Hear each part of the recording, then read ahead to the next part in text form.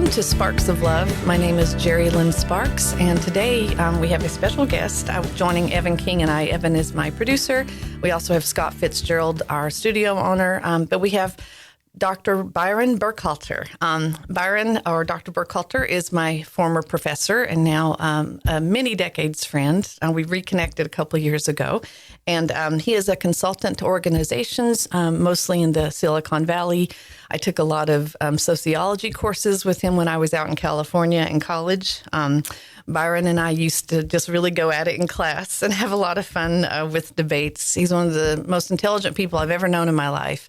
And I invited him to join us on the podcast today so we could discuss, from a sociological perspective, but also from just his expertise in general about love, and then dive in. So welcome, Dr. Burkhalter. Well, thank you, Jerri. Good to be here with you.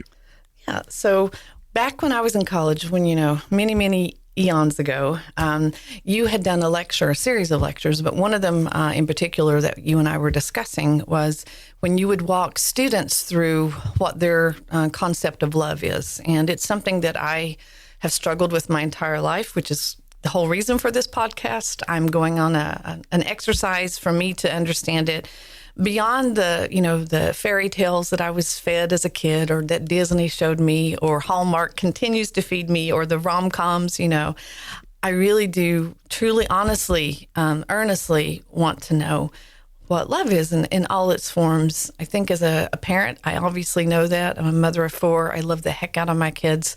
I focus solely on them to the point, sometimes of my own detriment, because for me, love is service. But there's so many different things. So I wanted to know if you could kind of, walk us through that lecture, and then we can break down, love from your perspective in all the different ways that you see it, because I really do value your input. Sure. So it was an exercise I had created for a few of the classes. I think originally it was for a methods class. Mm. And the idea about doing sociological work is that you have to go out, look at some sociological phenomena, or gather data in some way, and then write it up in such a way that anybody could tell what you were talking about. And I needed to be able to distinguish between something that was empirical, real for all practical purposes, and something that was conceptual. And so I used love, because for most people, love is a real thing. And so I wanted to say, okay, if it's a real thing, then what I want you to do is to bring love into the room. Like a baseball's a real thing. You can bring it into the room. Bring love into the room. And I thought the first time I did it, that I was being so clever. And that as they realized they weren't able to bring love into the room, they would understand that love is a concept and not necessarily a real thing, or even a thing you could sort of make real. But you know what they did? I don't remember. They were more clever. So one student brought in her mother. Oh. One kid, he hadn't hardly talked the entire, it was a quarter system there. He had a box from a girlfriend that had broken up with him. They'd gone to the prom together. He had the letter in the box where he had asked her to go to the prom, which he did through a letter. He had a corsage, or the remnants of a corsage. Now, whether this is love or creepy, obviously is your point of view. How dare you? But no, You're just like reading Evan's future. Hey, we could talk about it, whether or not love is kind of a creepy thing. That is creepy. When you start it. It's very creepy. I don't think so. Honestly, to defend the guy, I think he was having what we call a shadow box, a memento box, right? Yeah, he had a memento box. And as he's trying to describe the items inside, he's beginning to cry. Oh. Wait, and she broke up with him? Yeah, after the prom. Oh, harsh. I'm assuming this was his first year. He was the first year in college. And so it hadn't been.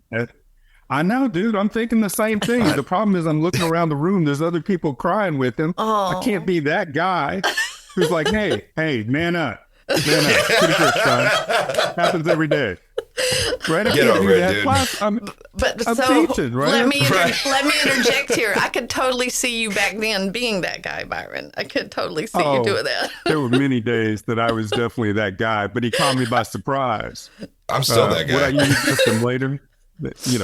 But in any case, like if you don't think about it as the box being bringing in love, but that he recreated the emotion that he feels as love in the room, which is to say, it was never about the box.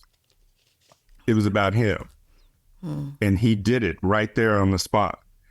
Now, was that love? We could always argue. Would he look back at it, my God, a couple of decades later and say that that was love? I don't know. It may have even changed what it was for him. What about the mother? Whatever it was. What about the mother, the girl that brought in her mother? Is that bringing love into the room? I think for her, it was. And so instead of it being a clever sort of demonstration that I was offering the students actually did things like this that made me think, okay, they brought it into the room. Now what, buddy? Yeah. And was that love that was brought into the room? And so that's what started me in my inquiry into what love was. It was simply a trick that had gone bad or gone really well, depending on how you think of it. I hope that's not your ultimate definition of love, a trick that had gone bad. I believe that there are people out there for whom, right? But then the idea is like, there's this sort of, so let's say two ways of going at this in general. One, you can see things and decide, does this conform to my definition of love? Or you can see yourself as building a definition of love. And there, you're focused on what love's features are and what's adequate and what's not, what works and what doesn't. But then if you start adding history to it, then what you start to see is that love changes over time. Those definitions change over time. Once you add anthropology to it, it not only changes over time, it changes over place. Once you add sociology to it, it changes over generations, even within the same culture. And then the question changes a little bit. Now it's not so much what is love, right? But what are we making of love? What are we requiring love to be? So my daughter speaks of polyamory, which is a bunch of people that love each other. If my mother heard my daughter talk about that, she wouldn't consider it polyamory. She would have called it trifling. Trifling, or oh y'all my make gosh. up your mind. I have not or heard some that other term sort in so of, long. That's right. It would be some term that said, hey, this is not a serious sort of endeavor you're in. And how many rings are y'all going to be buying exactly, right? Even over the course of 2 generations, how does this change? So I'm speaking to my grandmother. I found out I was adopted at 20. And so I'm talking to my birth grandmother for the first time at 24. She's been married almost 50 years at this point. And the thing that becomes clear to me after only a couple of days there is that she doesn't like her husband. Your grandmother or your mother? My grandmother. Oh, your grandmother. Okay. This would be my maternal grandmother. Okay. Oklahoma. And so I ask her if she's not happy why she stayed in the marriage, because I'm thinking of it that way. And she says, that's the difference between my generation and yours. We didn't get married to be happy. We got married to have a family. And then I realized that, whatever definition I come up with is mine. Maybe I share it with some people. But her definition of marriage, of love, the whole thing, is totally different. And I think if she's talking to my daughter thinks she's insane to live your whole life with somebody that you don't particularly like. Yes. Right. So with sociology, with anthropology, with history, all of a sudden this becomes a study of people and what they do with this thing they call love, how they create it, how they make it, how they worship it, how they believe in it. And that's really where the work went. Well, let me ask this. I've read these stories, and of course I'm just, full confession here, hopeless romantic. Like, really, I am, and you know this about me. I'm going to call you Byron because you've been my friend for so long. Dr. Burkhalter, so hard to say. Of course, Byron, yes. But there's been stories in media of people who literally die of a broken heart. And is love inside that piece of the heart? Like, one of the longest and happiest marriages I know of was my elementary school English teacher, 7th and 8th grade, Mrs. Mary Ann Jones. And I've talked about her before. I loved her accent, that Jerri Lynn Sparks, she says it like that.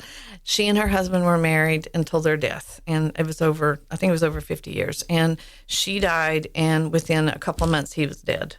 And you hear so many stories of that, where when the person that they're just so betrothed to dies, their heart. There's been cases of where a person dies at the funeral from the death of their spouse. Is that stress? And I'm calling that, broken heart. But there is something called a broken heart syndrome. Like, is love actually in that heart? Like that when they're dying, is that love going with them, at the funeral? Like, how do you rectify that? Like, how do you make that a defined definition of love? Like, how do we turn that into something that I can understand?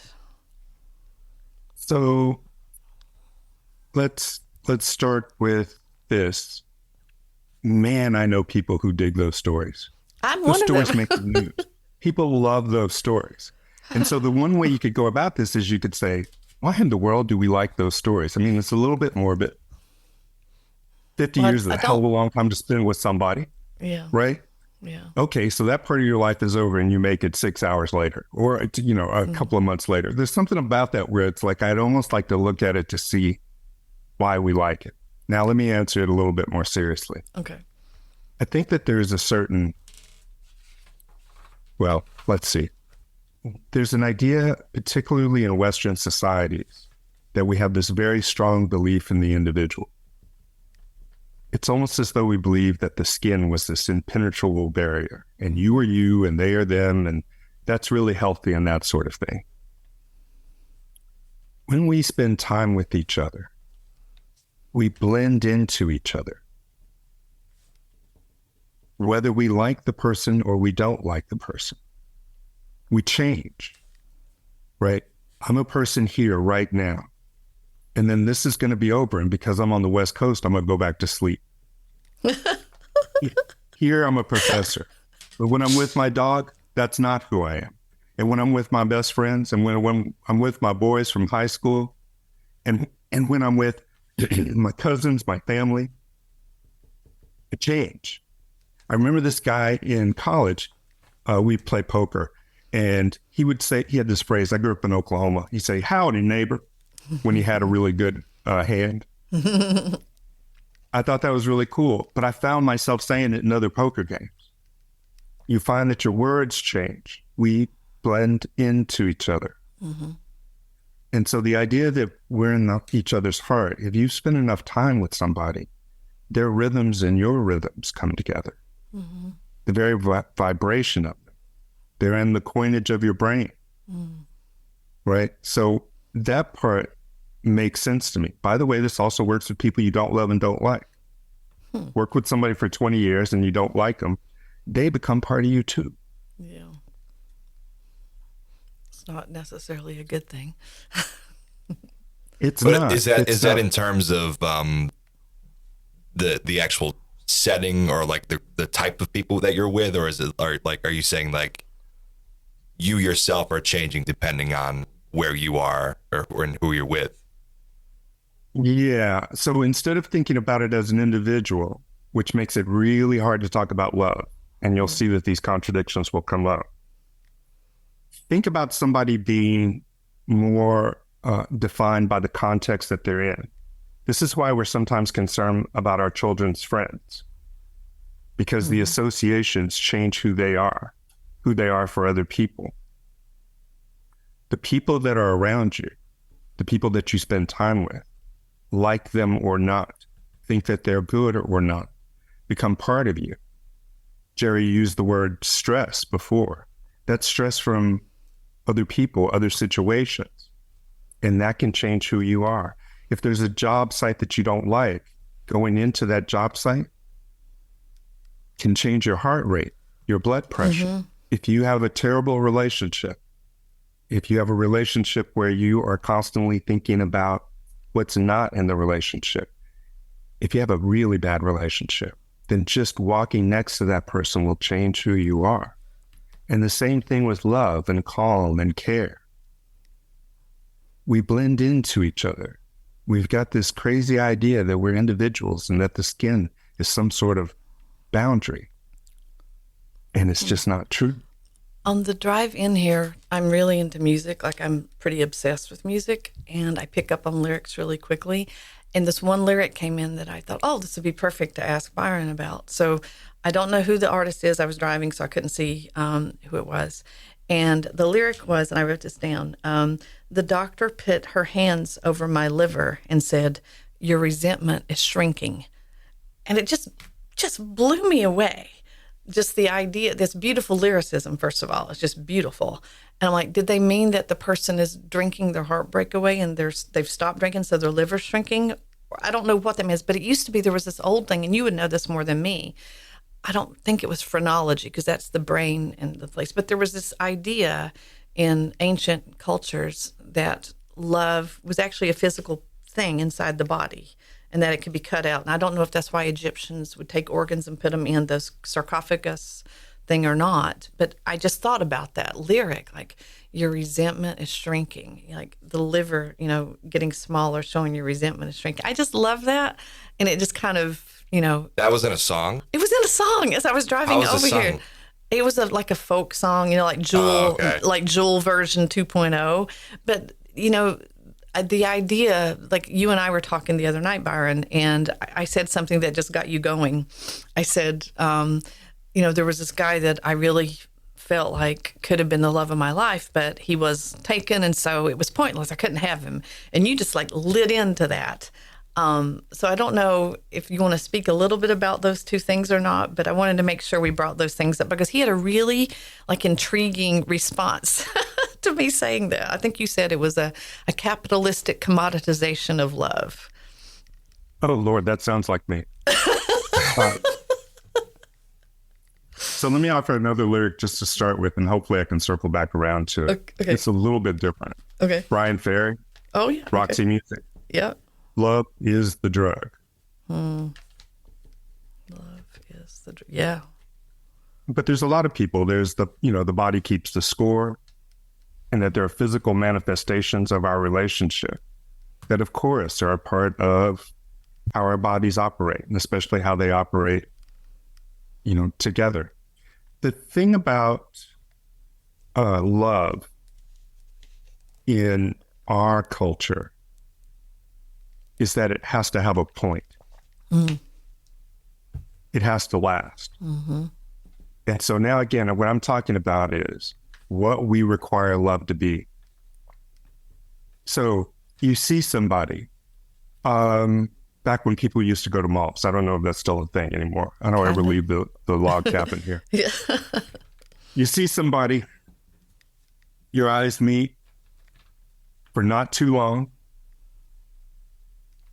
You think, and then you go on with your life and you never see him again. Is that love? I would say no, of course not. You're just looking at a person. It's not love. It's an appreciation for their physical form, but you don't know anything that makes them who they are. You can see a hot guy or a hot woman, and if they have a horrible personality or they do terrible things, I don't know many people that could love them. They could lust them, but they couldn't love them. Or I could just point out, wow, look at that guy. Yeah. That's a good-looking guy. Yeah. I do it every Sunday when I watch football. Yeah.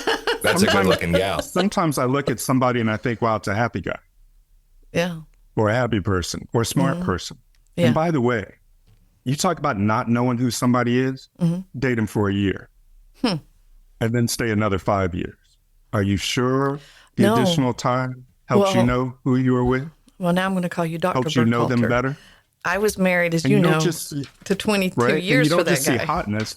Yeah. You see all kinds of qualities in people. But for us, love has to go with time. How quickly did our talk go to marriage? Right? Because there has to be a point. It has to be productive in capitalist society. It has to last. I've seen people have marriages that last 5 years. 5 years with one person. Let's just be clear. More than 1,500 days with the same person. Now, you might think of that as torture, unrealistic. My God, how did you stay together that long? 1,500 days of your time on the planet with one person. That relationship ends and we see it as a failure. But now you talk about the 50-year relationship as something that's good. Are you sure? What time requirements do you have? What point does love have to make for you? When does it count? When can it be real? Well, this is what I'm Those are asking the you things for. I'm looking at. So, okay, so let's take that example of the person that you see. And this person, you know, let's take your perspective. Say it's a beautiful woman. She has like all the qualities that you can see in that moment she's good. I remember one time I was in Whole Foods in Brentwood in West LA. And I was getting ready to move, and I had my kids with me. I had 3 kids at this point. And I was in line. It was just a crowded day. Every store in LA is always so freaking crowded. And the woman in front of me had put her little hand cart on top of a spider plant, and the arm that you could raise up to carry the cart was crushing the little tendril of the spider plant. And I was way back in the line. And I just walked up there. I broke the line, and I went up and I took that thing off, and I saved the little plant from being crushed. And this man in line, who's probably in his 30s, got tears in his eyes. He looked at me and he said, "That's the most beautiful thing I've seen all day." Like, he needed that. And that moment, he loved that I did that. But it bothered me so much. This woman just like was hacking this it was a gorgeous plant. And I just, you know, I love plants. And but for him, I like to think sometimes that maybe he always has a place in his mind where there's kind people out there that are good to plants, people that are kind to plants. Is that the sort? I know it's funny. It's a strange story, but I've never forgotten it. He cried over a plant? He didn't cry. He got teary-eyed because I think he probably had a bad day. And you have to understand, you've not lived in LA. It can be a very harsh town. Like, people are flipping you off. I couldn't turn left out of my driveway. I would sit there in Brentwood on Sunset Boulevard. Byron knows where I'm talking about. UCLA, Sunset, and Barrington. For 10, 15 minutes, I couldn't turn left out of my driveway. There was one time I had to go right, go up Sunset, turn left, and then come back down San Vicente just to get to Whole Foods. So they cry over flowers? Yes, they were. He was a flower crier. But the thing is, it was a beautiful moment, and I took the time I had 3 little kids with me, and I took the time to just not let this woman hack a plant. She was just so careless in how she did it. I'm a tree hugger. I know that's what you're thinking. I see it in his eyes. Do you see it in his eyes, Byron? In my eyes? He sees that he's judging me for being a tree hugger. I'm being judged. I know when I'm being judged. Well, I'm not judging. It's a little questionable, I'll say, you know. I don't know, but this is where I had love for something small, and it touched that man. I didn't even know that man was watching me, but it was happening at a momentous time in my life. I was leaving LA. I'd been there 10 years. I was starting my new life in New York, and I just wanted to do one last act of kindness. And I broke protocol. I skipped ahead of everyone in line, and I stopped the arm from cutting off the edge of this plant. I don't know, it's a stupid story, but do you know what I'm talking about, Byron? Where I think in that moment, that man loved me. He loved the act that I did. I don't even know him. So I have a cynical side this early in the morning. I agree. Okay, fine. I'm outnumbered here with the testosterone. Yeah, that's why I'm judging. So I'm gonna apologize. I'm probably in between the two of you. The emotional availability of tears has already come up twice, and I can see it's too much for my brother here. Yeah, especially for a plant. You plant crying haters. for a leaf. You plant haters. But that actually brings up a good time. Dude's trying to pick up women in the grocery store, and I'm all for it. I'm all for it, right? So he gave it a shot. He threw a line out. It might have worked. It might not have worked. Were those real tears? First of all, I just had a baby. I did not look. I was not. That's what I'm saying. He's an actor. He's in L.A. Dare you destroy my memory? It's being real. How long ago, Jerry? How long ago was that? This was when Grant was 8 months old, so 21 years ago. 21 years ago. I was just having a baby. I literally didn't look like pick-upable. I definitely didn't have that hot girl thing going on. I had I'm a mother, oh my God. Really, again, this is about how he saw you, not how you saw you. How did that plant see him?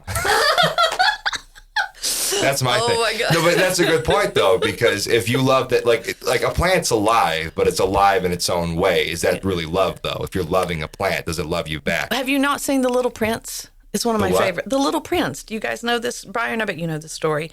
I forgot his... It's Saint Exupery. I can never say his name. Antoine Saint Exupery. There's the Little Prince story, and it's one of my children's favorites. And we watch it every year about this time of year. And one of the things in the Little Prince was he had this flower, this rose. He loved this rose, and it was his rose and no one else's. And what made him love it was that it was his and only his. And then for some reason, he goes on this journey and he has to leave the rose. And so he puts her under a glass dome and leaves her alone on this planet. She's the only thing on this planet.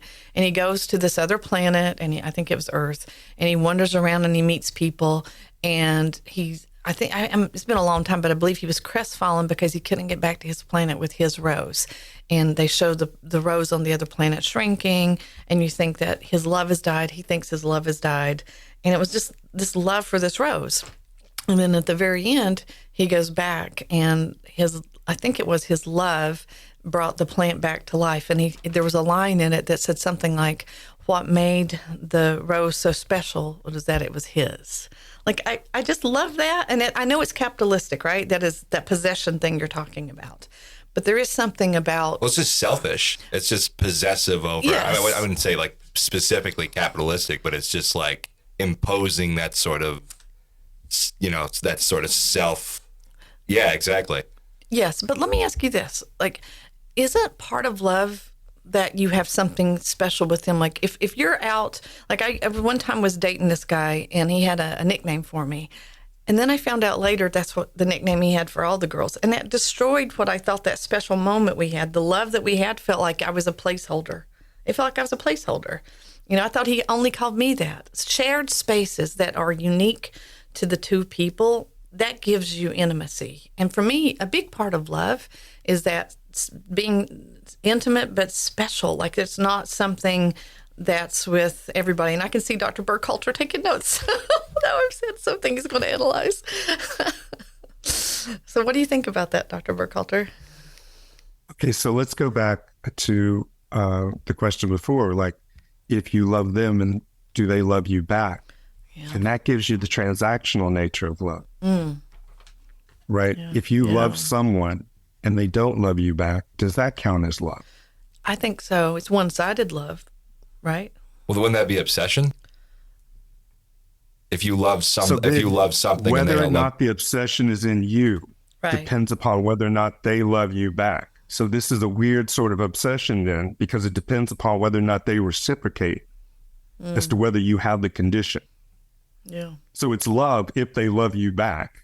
It's obsession if they don't love you back. It's a weird thing to say that the thing that I have to offer in this transaction, what it is, depends upon the other person's reaction. Yeah. So I then think love isn't something inside of us, but something between us. Is there a true difference? But that kind of sounds like caring about a person. Is there a difference between just like caring about your fellow man versus like actually loving the person? Yeah. So like what a great question. So the way I'm going to tackle it is to, just as an academic, never answer the question straight, obviously. So yeah, always walk around with a circular definition. Can it be love if you don't have that feeling of caring? Is care a requirement of love? Can you love somebody but not care for them? Oh, I think love and care are almost synonymous. Yeah, it doesn't necessarily have to be though, right? I mean, people fall in love with characters on movie and TV shows in the way that they talk about love. There are people who don't actually know how to care for another, who still have feelings for that other person. Does that count as love? And so again, it's not what love is so much as it's what we require of it. You require, Jerri, that if he's going to use nicknames, he has to pick one that is considered who I am. It has to be connected to who I am as a unique individual. Or the relationship that we share. Nickname all of, or the space that we share that's unique between us. I think one of the things for me about love is you want to feel like you're that person's special person. If it's something that just a dime a dozen, that's transactional. That's transactional. If you've got this person in your life and they just pass that nickname around because it's their vernacular, their love vernacular, there's nothing about me that's specific to me in that. That is just a placeholder. That's the transactional part. Then comes from that person who's doing that. I'm looking for something that's unique and special. Yeah. And that's part of the possession thing, right? So for me, what that is I am more special than the other women. Well, to him. This is particular with me and not all the girls, right? So let's turn this into what was done with female sexuality over the years. Okay. Right? If you start having a lot of sex, if your body count is high, that makes it all less special somehow, right? The actual act itself is valued based upon how many other acts with how many other people you've had. And this is part of the way we sort of say that a person's value is in that specialness. So the way he's going to make you feel special isn't just by what he does. It's not just by having a nickname. You require that he see you above all the others, because then you're secure, because it means that he won't go with the others. And that makes it exclusive, and that makes it yours, and that makes it a possession. Why do you care how many times he's used the nickname? Is that necessarily wrong to do, though? Is that necessarily wrong to do? Because, I mean, in some instances, there are relationships where they have that sort of like, I don't know if you call it standards, but like, isn't that just like most people's standards and how they want to start most relationships? Is that necessarily a wrong thing to have or to do? No, it's not necessarily a wrong thing. What I do want to say is that it can be it can be a generational thing. I do think that there's a generation of young people who see the possessive nature of the relationships that their parents have had, that they see in movies and in television. And I think you'll start to get some rejection of that. There was a period in the late 60s, early 70s, where this came out as well. And so part of what I think you sort of touch upon is, this is normal for us. We expect these sort of things. Now go back to what Jerri talked about at the beginning with Disney, Hallmark, Lifetime, right? And I love the way she says it. This is why when we start talking, I go faster. She's force-fed these shows. Now here's the thing. With her own hand, she is grabbing the remote and turning it on. She can't control it. She's force-fed. I know. Doc, she can't control that. I totally do it on my own accord. But in my defense, I used to mock people that watched Hallmark because I used to be a writer for a living, and I like, oh my God, these are all the same script, just a different actor, different flannel shirt, always a flannel shirt, by the way, and a different girl. Sometimes they change her hair color, but so I know that I am being put into this nod, nod, wink, wink love story, and I couldn't even finish the one last night. In my defense, I'm having personal growth. I could not finish it last night. I just seen this story before. I turned it off like 20 minutes in, okay? But I confess, though, that he just wasn't my type. I didn't want to watch the story because the lead wasn't my type. There we go again. I am a willing force feeder. I'm doing it myself. I totally admit that. Well, you know what's funny is Netflix nowadays is becoming the new Hallmark. Did you see that recent thing with that new Netflix movie about how it was like promoting like incest? Oh no! There was like a love story between like I think a mother and a son. Oh my God, no! Yeah, you didn't hear about that? No. It's like causing a bunch of stir like online. They're What's saying, the like, name of it? I don't even maybe remember. we should say the name of it. Yeah. Probably not. Yeah. Their filmmakers are watching this. Well, just so everybody Is it on the this. December movie coming out too? Oh yeah, Yeah. with Julianne Moore. Yeah. Is that what it's about? And is that maybe based on the Mary Kay Letourneau story? I wasn't sure about that. I did hear Maybe. that. It was, yes. Yeah, I did see that. And I read a comment on that saying, can we stop glorifying this because it was, and the court's eyes, it was a form of pedophilia. I mean, this was a female adult who had, an inappropriate relationship with a child.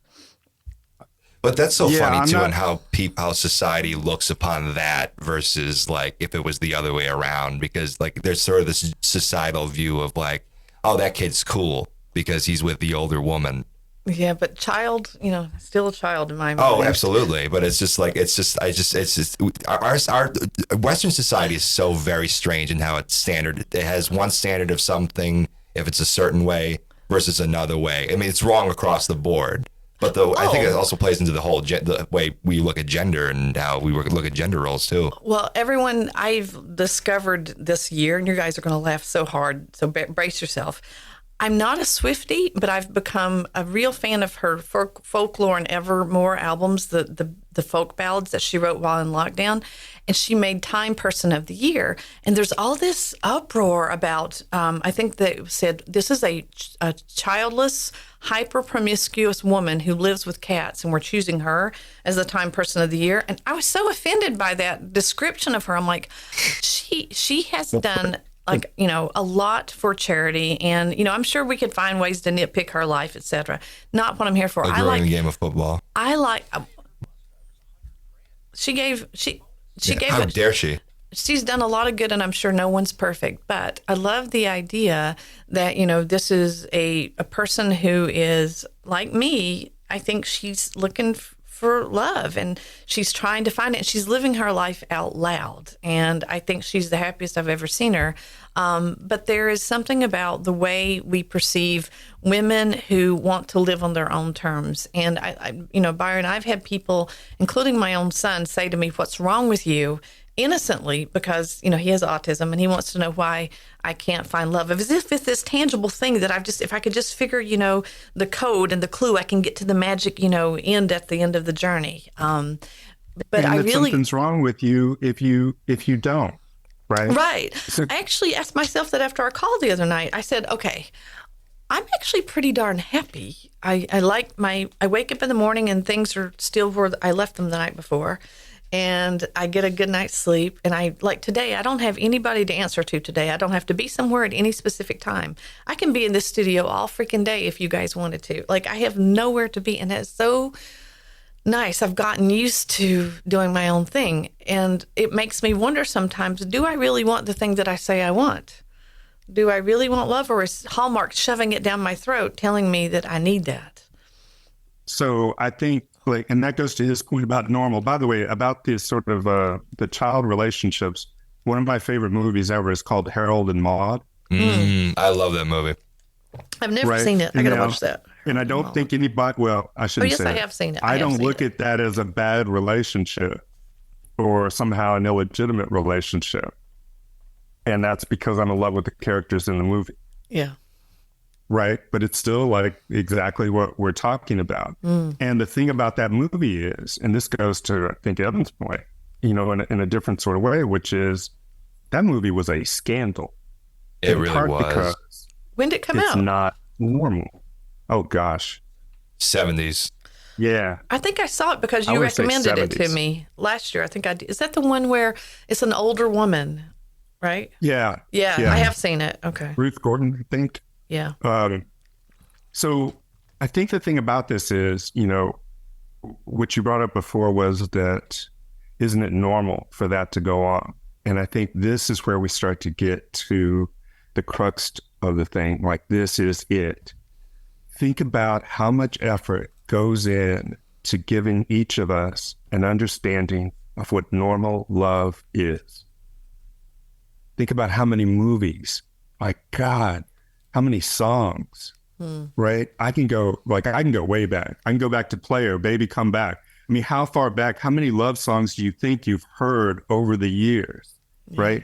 10cc, I'm not in love. I'm not, right? Oh, The whole I love thing. that song. Meatloaf's Paradise by the Dashboard Light. Like, we could just go on and on. How many songs, especially in that time period around puberty, say through your mid-20s, how many movies just about this, right? You've either got the Love No Matter What movie, or you've got Casablanca, Our Love Doesn't Matter in the Whole World. Oh, Casablanca. Normal doesn't just happen. Normal is not biological.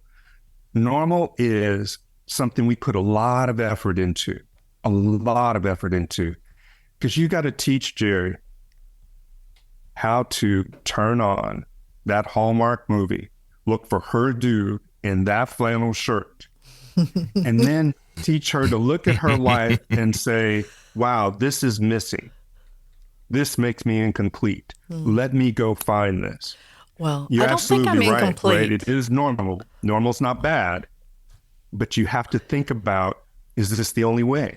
Well, let Because me the just thing about it interject is here. like, if love is this important, why isn't this art of work? If you need love to be complete, Jerri, how many hours you work? Like, for the whole time we've known each other, you've had your regular job, your side jobs, everything else going on.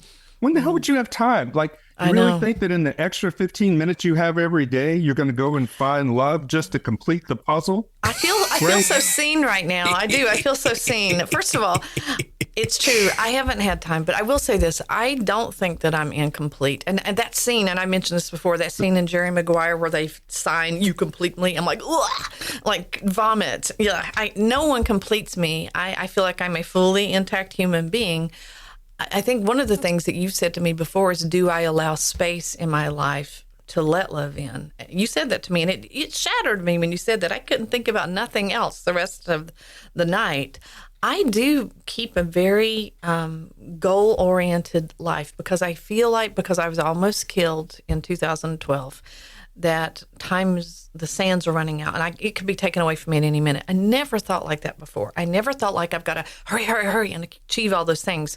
But once I literally was almost killed, I became someone that's like, oh my God, I've got to check off this list. I've got to do these things. I have my bucket list, and I have spent the last 11 and a half years checking off boxes on the bucket list. And now with all the, the mass shootings, you always think, wow, you don't know what tomorrow brings, So I do have this sense of, I'm very career focused, very goal focused. This podcast is a part of one of those things I wanted to do my whole, single lifehood.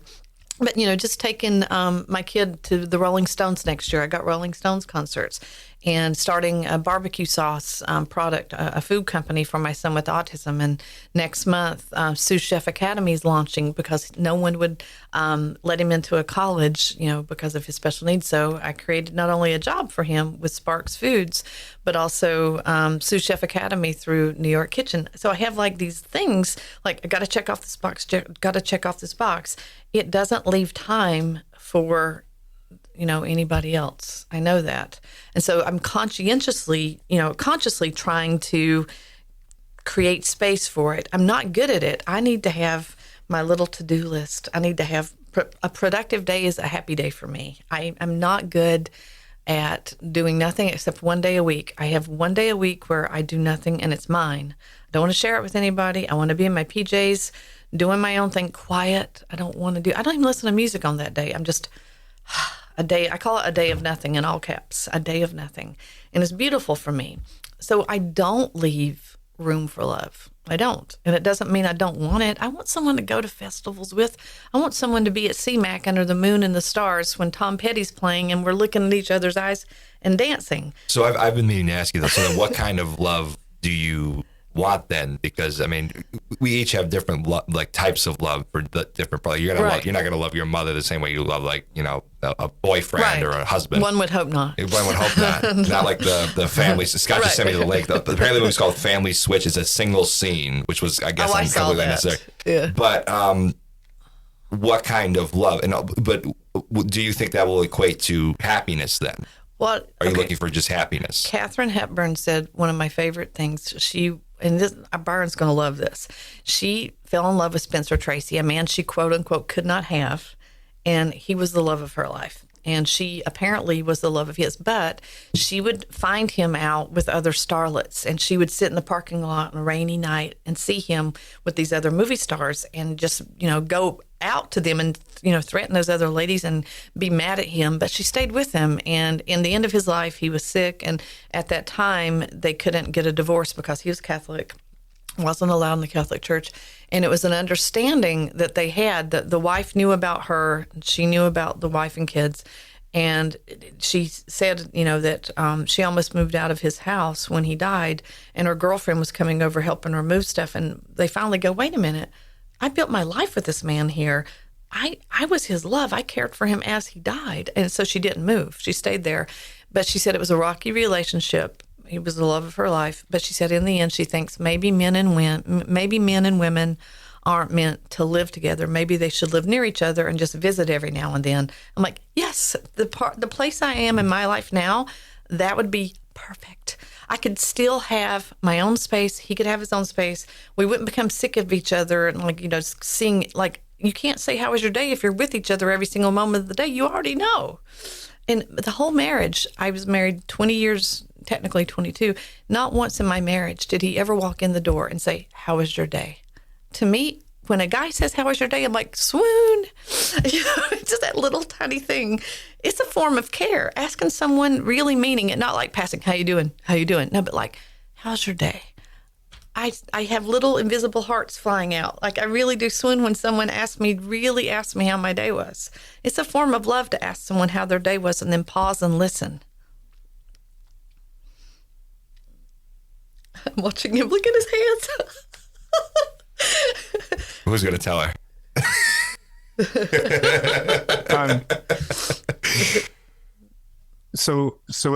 My mother, by the way, would agree with, was it Katharine Hepburn? Yeah. She had, the love of her life was a 29-year relationship. She'd already been married 3 times, but only 2 that she counted. People from Louisiana are different. And they had their own house, or, they would all both retreat to their own houses and things like that.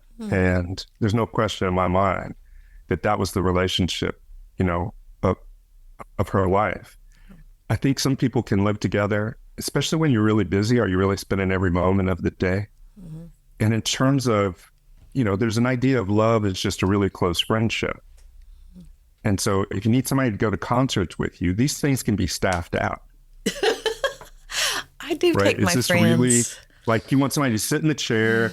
I've seen relationships where people have basically spent the last 20 years watching Law and Order reruns on the same sofa. My grandparents. Barely saying a word to. Yeah, right. And I mean, is that love? Does that count as the thing as well? I think, Jerri, one of the reasons that I'm studying it the way I'm studying it is to try to get out of the normal, because I think it's limiting. So your child says to you, in effect, what's wrong with you? Why can't you find love? And I think we have this notion that love isn't something that we already have, but something that we have to go find. And you've got to basically sort through the 8 billion people in the world until you find the soulmate, the one. Yeah. And again, this is an odd way of looking at love. It could be that we could find love every day. If we expanded our understanding, we could already understand that the love is already there. If you need it in the Hallmark form, then what that does is make it a very limited resource and give it an ideal that almost nobody can find. And instead of seeing ourselves as already having love and just looking for that expression of it, for the people that bring it out in us, for the relationships where we feel it, we see it as, wow, I've got to go find it. I had a bad one. I've had a number of bad ones. And then, will it ever come there for me? And Jerri, you've always been in love. Always. Right? It's only a question of how to get you to realize it. and to stop sort of limiting it. You could have a check. Well, I shouldn't say that. The checkbox approach scares me to death. Like what you started talking about with your list and goal-oriented, and I'm thinking goal-oriented, right? I came up with this in a discussion about sexuality where somebody used the phrase, and I guess it's somewhat common. They said healthy sex. You can have a healthy sex life. Now look, there's a lot of things I want from my sex life. Health isn't necessarily one of those things. Like, why in the world would you want that, right? You're going to start talking about healthy love and a love that has goals and is oriented. And my God, what if one of your check boxes was love? You check it off. There's any doubt in my mind. I don't know any box you ever had that you haven't checked off. But then it becomes a check-offable sort of thing. And, comfortable. At a certain point, do you just want somebody that you're comfortable with? Yeah. Somebody that looks at you and smiles every so often, sits quietly while you live your life, right? I mean, certainly AI is going to get us there. You'll just be able to switch on somebody to do all people of the falling in things love with robots. They got those like Oh my sex God. dolls that they love. You're saying that the answer is Blade Runner? Oh my God. I'm saying sometimes we treat other people as though they were robots anyway. And there's a lot of people that would struggle with the emotional sort of displays that we would consider love anyway. None of this is normal. Living with somebody 50 years is weird and beautiful. Yeah. And there are momentary relationships that for some people will be the best relationships of their life. And that's weird and kind of cool. And you could find love every day. And there are fleeting relationships that you have that'll be better than the long-term relationships that you have. There isn't anything to find. It's just to see what's already there. Is it caring? Yeah, for some of us, it has to be caring. But for some of us, it's a one-way relationship and the other person doesn't care for us in the way that we care for them. Is it time? Yeah, for some people. But it doesn't have to be. Love doesn't have all of these requirements that we're putting onto it. It doesn't have to be normal. It doesn't have to be sensible. It doesn't have to be good for you. Or it doesn't have to be healthy. It doesn't have to be any of these things. Right? The question is, why are we making these things of love? And I do believe that some of us put such great limits on what our love for another person could be that there's no way for any person to fit into that space because we don't actually want it. And that's weird and just fun. You said something, you kept saying this same word, and this has happened since the beginning of the episode. Normal. The idea of like pursuing a normal relationship. And I think even that in itself is kind of funny because the way I look at it is like each individual is unique. Each individual is different. They all have their own minds, their own wants, their own desires. But to me, I kind of see normal as like just amplified, something that's just amplified of whatever is the specific sort of, popular fad. Like you look in the 50s, it was sort of the housewife. And that was seen as the normal, but it wasn't, if you think of it, it wasn't really normal. It was just amplified. What are your thoughts on that? So you're absolutely right. So the thing about the housewife is that really comes out after World War II. Because after World War II, and this seems like a weird connection, I know, but we bombed the entire industrial world. And so our labor force has more leverage. And they're being paid more than they ever have been before. And so what you can do is you can tell a guy, hey, go to high school, you come out, you'll get a high-paying job, right? You'll be able to have a wife who increasingly can stay at home, which was not the way before World War II, except for the very wealthy. I didn't know that. Right? And your parent and your family will look up to you as the breadwinner. You will have to go and work for somebody else, but you'll be the king of your own castle. And your kids may be able to go to college and have an even better life than you. And that's the deal we sold men, starting with that generation after World War II. And then in the 70s, when the rest of the industrial world caught up, that's when you get sort of, women's rights movements and things like that. And men all of a sudden become more lost because now they took their value in the relationship to be this sort of economic thing. But now you need two people to be able to keep a household going. And that economic pressure changes what love can be. Yeah. And there are guys who have never been able to get out of that 20 or 30 year period when we had that economic domination. And so they cannot find love in the form that they've been told it's supposed to come. We have literal names for these guys. Well, that is a great stopping point for this episode. I think the idea of the economic impact and how the world changed in the 60s and 70s would be a great place to start with why relationships are so hard today, why both men and women are finding it hard to find love.